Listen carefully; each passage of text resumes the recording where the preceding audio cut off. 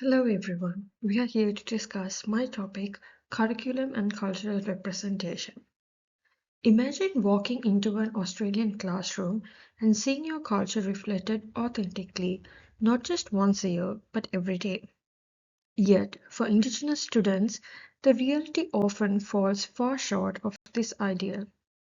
Despite intentions to incorporate Indigenous knowledge, our current curriculum frequently addresses it superficially, limiting genuine educational equity. My research explored three critical questions. Firstly, how is Indigenous knowledge represented in our current curriculum? Secondly, what ideological forces shape these representations? And thirdly, what practical strategies can be implemented for meaningful inclusion? What I found was concerning. Currently, Indigenous perspectives are often presented episodically, typically during special events like NAIDOC Week. This tokenistic approach reduces vibrant, evolving cultures to statistic historical snapshots.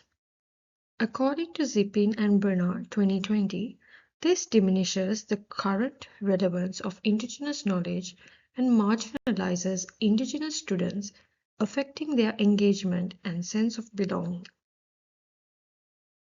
Additionally, the curriculum is dominated by Western ideological frameworks which marginalize Indigenous ways of knowing, reinforcing inequalities and cultural hegemony. Indigenous knowledge, rich with contemporary relevance, particularly in fields like sustainability, is frequently overlooked, thus denying all students access to diverse, valuable insights.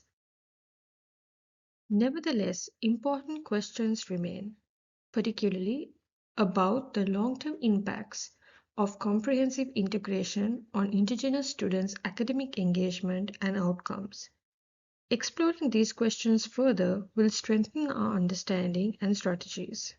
My proposed solution advocates embedding Indigenous knowledge consistently across all areas of learning, not just as an isolated topic, but as an integrated dynamic part of the educational experience. To achieve this, educators need robust cultural competency training, empowering them to genuinely engage diverse perspectives in their teaching practices. Further, authentic collaboration with Indigenous communities should guide curriculum development, ensuring accuracy and cultural integrity. However, this integration requires structural commitment. Schools must receive sustained support through resources and training, enabling educators to meaningfully integrate Indigenous perspectives into everyday learning.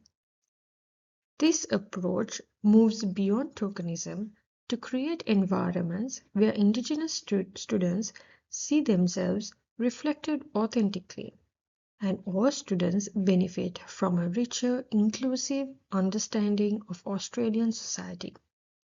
My professional stance is clear. Indigenous knowledge should not be an occasional visitor. It must become foundational in our curricula. Through sustained commitment, cultural competency training, and genuine partnership with Indigenous communities, we can transform classrooms into spaces of true equity and inclusion. I now invite your thoughts. How do you think deeply integrated Indigenous knowledge might reshape our classrooms?